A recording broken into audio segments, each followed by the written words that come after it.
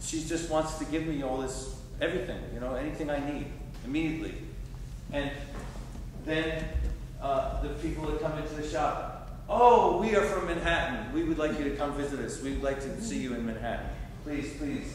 And then everywhere I go across the river to St. Lambert, and there the people at the United Methodist Church who've never met me before say, oh, please come and read the John scripture at the service on Sunday morning, and stay with us and tell us about your plans, your dreams. And so begins this this voyage, Chambly and on. And this man who accompanies me from Chambly to Saint-Jean, he begins to tell me a story about how when he was a boy, Charlie Chaplin gave him his first pair of shoes. And I lean in and I said, what do you mean he gave you your first pair of shoes? And he said, well, sit down, I'll tell you the story. And it turns out he grew up in the same bombed out neighborhood of Lambeth in London where Charlie Chaplin had grown up.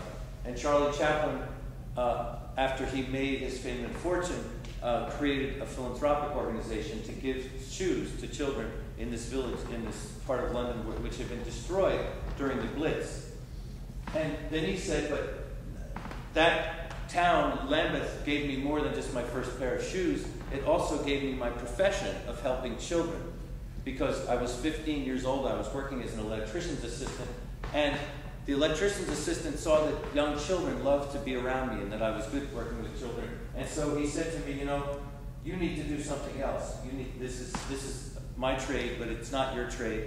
Go and help those children. And he set him up in something called an adventure playground, which was this new movement where they actually had people come into the bombed out lots in London and work with young people from this neighborhood to build things, to give them tools and the techniques to build things and then destroy them as kind of a ritual of young people being able to see that they can make things and start all over again, and make things and start all over again. And then he said, and so for my entire life now I've worked with youth, having had that experience in Lambeth, working in the adventure playgrounds. And just hearing this story and hearing it at a time when, as we went walking from the Chambly Rapids towards Saint-Jean, along the canal, the Chambly Canal, we were seeing along the way, well, very interesting people like this man, Mickey, who has a purple martin sanctuary that he's created on his farm. There are all the purple martin houses. And who tells us, as he's talking about all different things and talking in this very wide open way about his life and his knowledge, he tells us about how he went all the way to Manhattan when just vagabonding when he was young, working on farms along the way, making his way down, all the way as a young man. And I said to him, well, you know, how is it that you seem to have such a wide view of life? He said, well, my father, his mind was very large. My father's mind was large. And over again, we met people whose mind was very large. But also we met tragedy immediately when we begin this journey. We see, this is only 5 minutes away from meeting Mickey. And this is a foreman from Parks Canada who yells across the canal to us, they're burning our history. They're destroying our history. And what that was is a bridge house along the canal that had been vandalized that weekend, had been burned to the ground, and you know, harming the spruce tree right next to it. And we saw 3 more acts of vandalism right away along the way.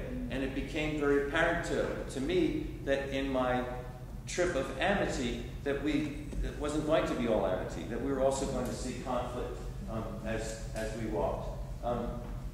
And in Quebec, seeing beautiful scenes of a devotional landscape in the countryside, not just in the churches, but actually amongst the people, the older generation, the people who are still practicing a devotional life. It was really quite wonderful. And just some scenes of us along the canal here, entering Saint-Jean, this wonderful town which is actually the home to their West Point. The military college is in Saint-Jean.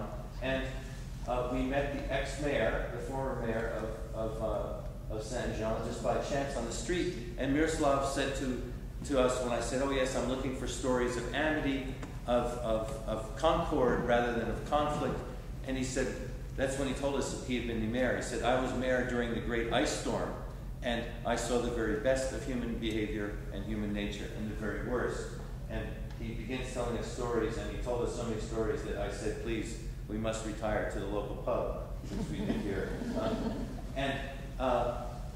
And so, over and over and over again, wherever I went, wherever I am, like coming here into your village of Beacon, some of the very first people I met, Jeff and where is Vicky? Jeff and Vicky and Spencer I met today, and Jeff excitedly tells me about James F. Brown?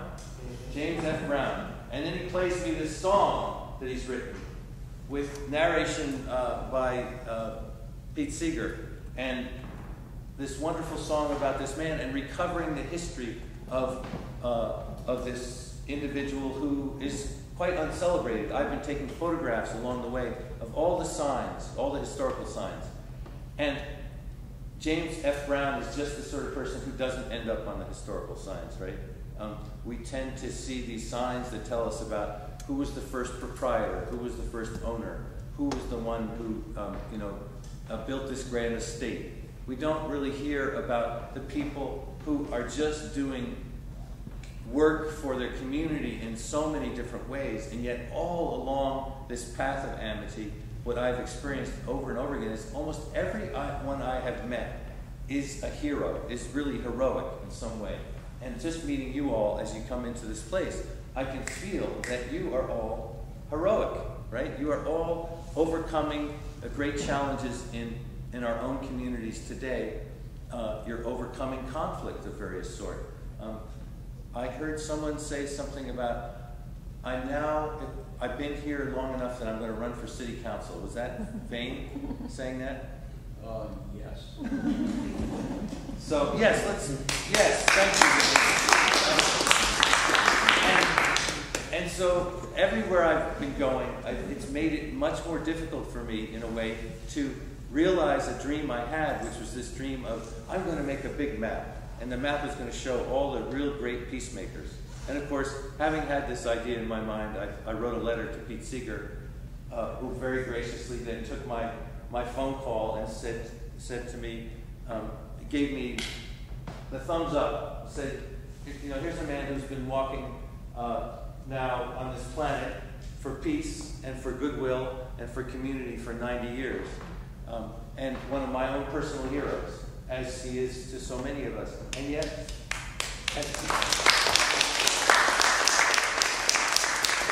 and over again, what I say to people is that it's not the walking that's the hard part. It's the talking. Right? It's the talking, because how do you talk about peace in a nation that's racked by militarism, right? That's shot through and through with militarism, and where we haven't found a way to talk to one another against many, many different divides. So, for instance, I was so excited when, I found myself in an American Legion Hall asking people to hold my map and to take a picture of us all together with this map, right? Because how many of you spent time in an American Legion Hall? I was married. Okay, you're married one. But, and it's a place, it's a very, very comfortable environment for the people who go there, and yet it's a place where if I say, yes, I'm walking on a pilgrimage for peace, and then I speak about if I speak critically about our foreign policy, I'm not as welcome, right? I'm not as welcome. So what is the beauty of the stranger is that as the stranger walks, if I can walk and instead let people tell me their stories, and I hear their stories, and I